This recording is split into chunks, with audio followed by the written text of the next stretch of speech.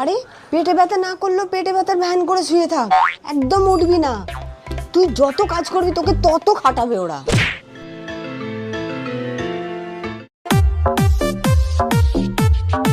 বৌমা, অনেক জামা কাপড় জমেছে, একটু জামা কাপড়গুলো কেচে দাও তো। বাবু কি পেটে ব্যথা করছে মা। এই তো দেখলাম ধেই ধেই করে নাচছিলে, আবার এক্ষুনি পেটে ব্যথা শুরু হয়ে গেল। হ্যাঁ মা, এই যে আপনি যখন এসে কাজের কথাটা বললেন তখন থেকেই পেটে ব্যথাটা শুরু হয়ে গেল।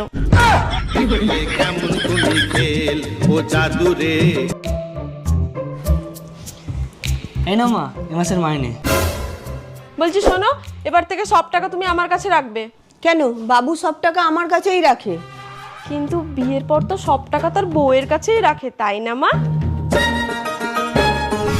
সব টাকা শাশুড়ির কাছে কেন থাকবে? এখন তোর বিয়ে হয়ে গেছে, জামাইয়ের সব টাকা তোর কাছে থাকবে। বিয়ের পর সব টাকা